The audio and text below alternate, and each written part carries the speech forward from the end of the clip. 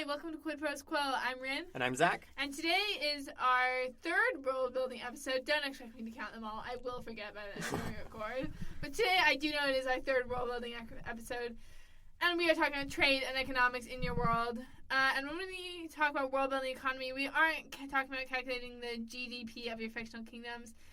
But if you want to do that, then that's really cool. I don't even know how that happens.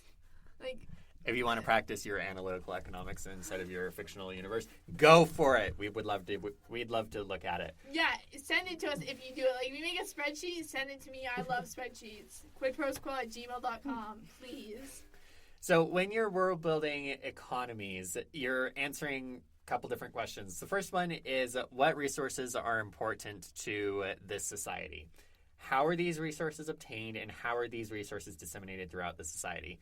So when I think about this question, I'm reminded of when I had to take an intro to economics class, and my professor walked us through this thought experiment where he showed us how air becomes a valuable resource, and how when air becomes a valuable resource, we have to find some way to distribute that resource. So the idea that he talked about was that the room that we were in was completely sealed shut so that no air could get in or out. So there was a finite amount of air. We had however many people in there, and we all need it, but we can't all have an infinite amount.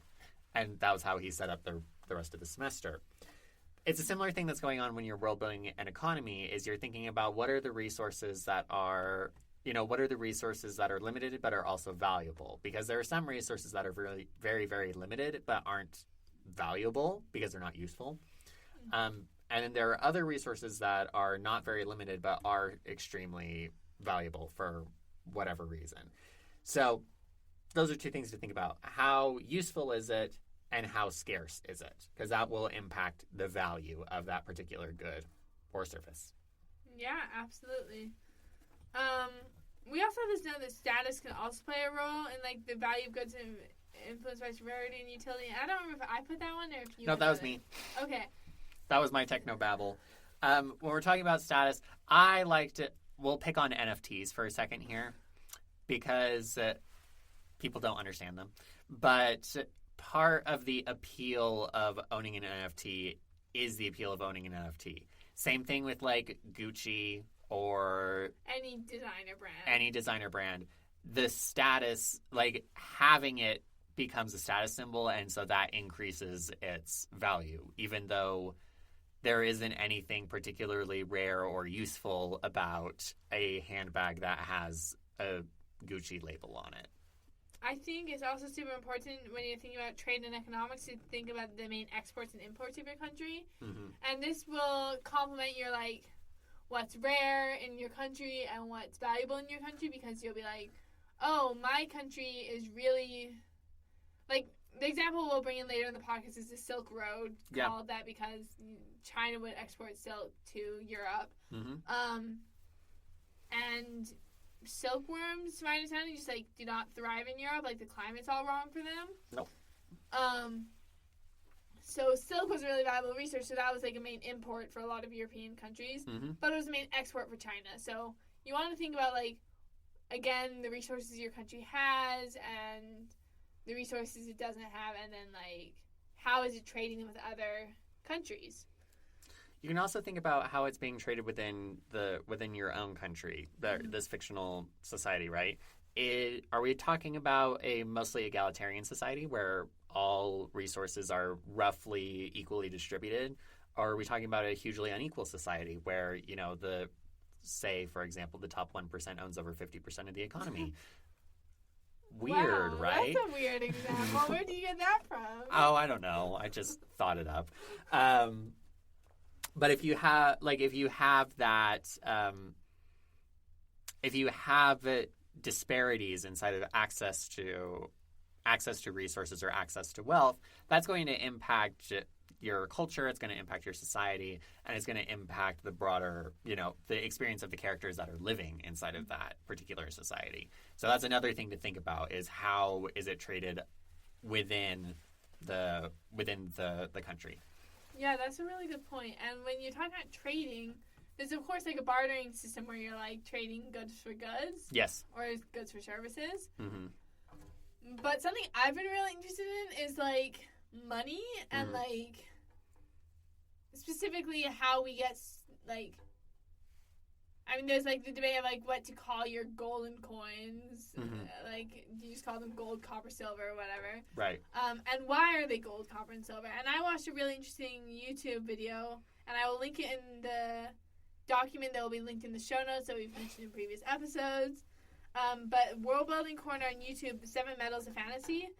Like, why, and they explain why gold, silver, copper, and 4 other metals, and I don't remember those off the top of my head, but why they're common in fantasy, and it's because they're common in real life history. Yeah.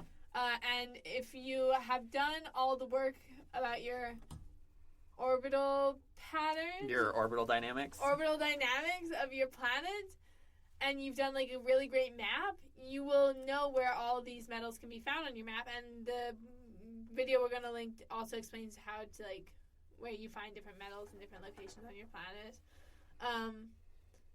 But they're common in real life history, and they're common because they're abundant, they're easily accessible, and because they're easy to smelt. Like, you don't get iron or steel until much later because you need a really high like smelting temperature. Yep. Smelting, my sister had this experience with her friends where they're like, oh, smelting's not a real word, that's just something that happens in Minecraft.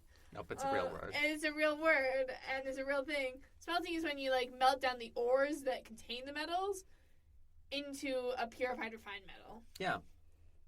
So that brings up an important aspect of how technology is part of the economy. The kinds of technology that people have access to will influence the kind of resources that they care about.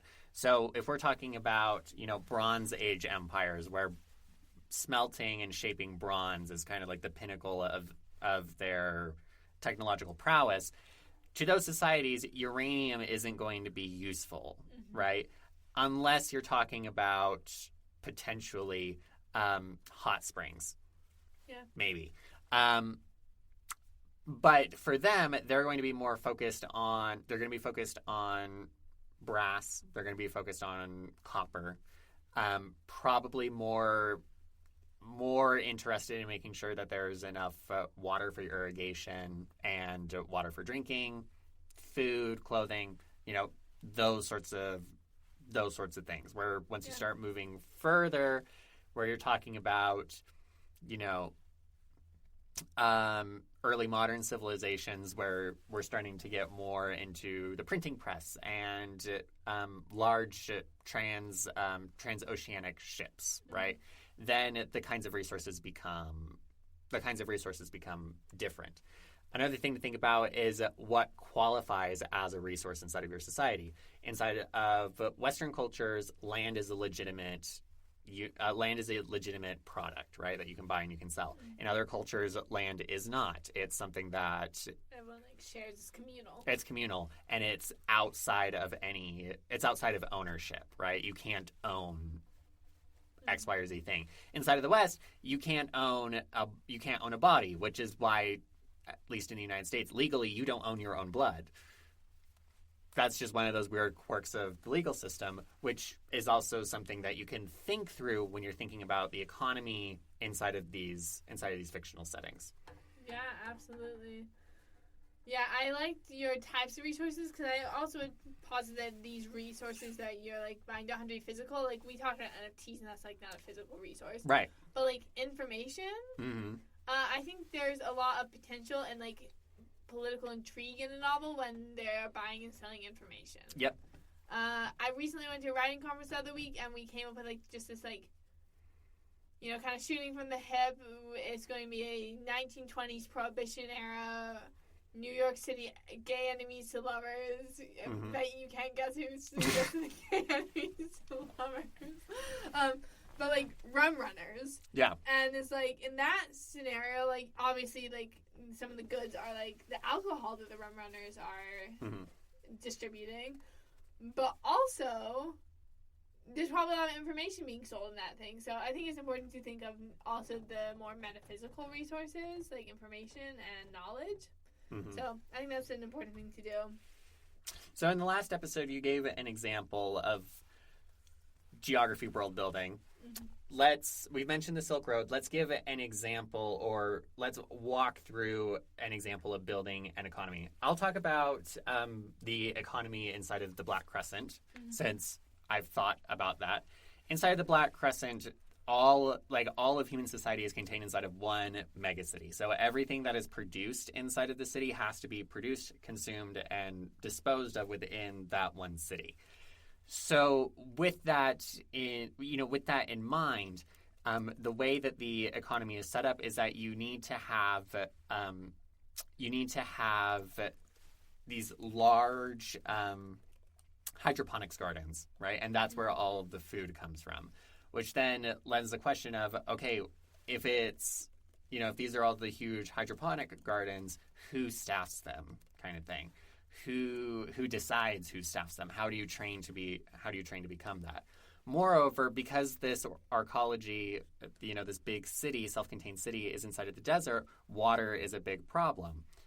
The conservation of water, the recirculation of water, the cleansing of water, that's something that is a big deal. And so part of, one of the things that's important inside of the society is access to water. Because of that, there is a large celebration at the end of the book about the first rainfall of the rainy season. So that's something about economics that's influencing the culture. Yeah. In addition, inside of this setting, clean air is important so that they're not infected by the zombie virus.